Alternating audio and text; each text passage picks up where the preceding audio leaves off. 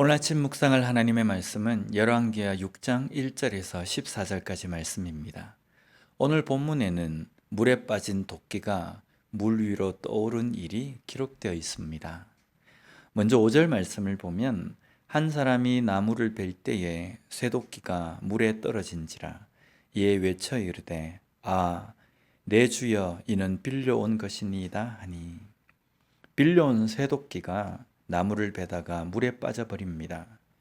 빌려온 도끼가 물에 빠진 상황은 엘리사 선지자의 제자들에게는 아주 심각한 상황입니다. 도끼의 값어치가 얼마인지는 모르지만 빌려온 것을 잃어버린 것을 변상해 줄 능력이 그들에게는 없는 상태입니다. 이것을 변상해서 새 것으로 사줄 능력이 있다면 빌리지 않았을 겁니다. 그리고 그런 능력이 있었다면 집에 구비해 두었기 때문에 빌리지 않았을 것입니다. 이런 상황에 쇠도끼가 물 위로 떠오릅니다. 이것은 일반적인 일이 아닙니다. 일반적이지 않다는 것은 기적이라는 의미입니다. 그리고 기적은 사람이 만들 수 있는 상황이 아닙니다.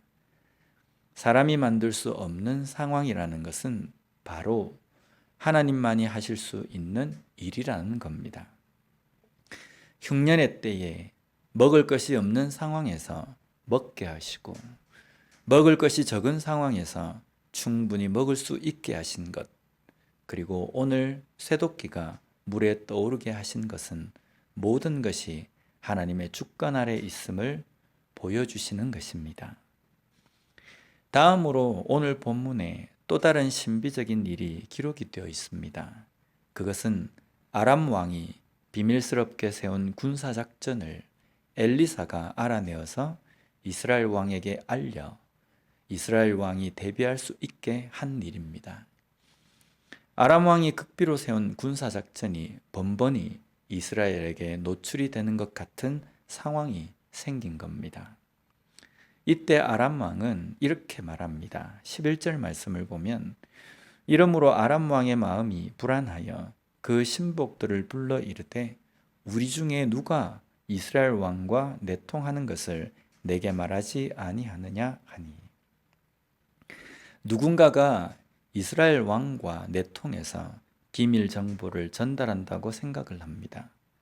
그런데 왕의 이 말에 아람 왕의 신복 중에 한 사람이 이렇게 대답을 합니다. 12절 말씀을 보면, 그 신복 중에 한 사람이 이르되 우리 주 왕이여 아니로소이다.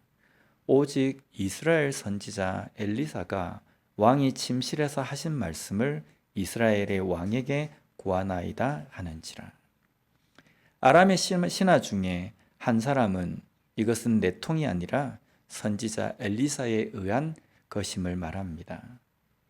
아람의 신하가 엘리사의 존재에 대해서 이렇게 생각하는 것은 아람뿐 아니라 주변 나라들의 엘리사가 행한 능력이 알려졌기 때문입니다.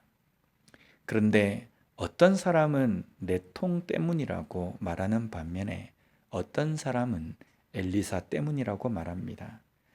동일한 사건을 통해서 느끼고 깨닫는 것이 다릅니다. 도끼가 물 위로 떠오른 일은 어떻게 해서 일어나게 됩니까? 하나님에 의해서입니다. 엘리사의 능력이 아니라 하나님의 능력입니다. 그리고 아람 왕의 극비 군사작전을 알아낸 것도 마찬가지입니다.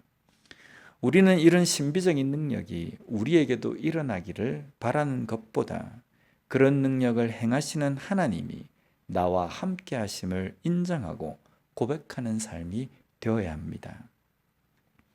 그래서 내 주변에 일어나는 일에 대해서 누가 적과 내통하였느냐가 아니라 하나님의 능력과 주권임을 고백하는 삶이 되어야 한다는 것입니다. 오늘 우리의 삶에도 하나님의 능력과 주권을 고백할 수밖에 없는 일이 일어날 것입니다. 그 일 앞에서 그것이 하나님의 능력이며 하나님의 주권임을 바로 바라보고 제대로 고백하며 살아가는 우리 모두가 되었으면 좋겠습니다. 기도하겠습니다. 하나님 아버지 감사합니다. 오늘 말씀을 통해서 우리의 삶에 일어나는 모든 부분에서 하나님의 주권임을, 하나님의 능력임을 고백해야 한다는 것을 깨닫게 해주시니 감사합니다.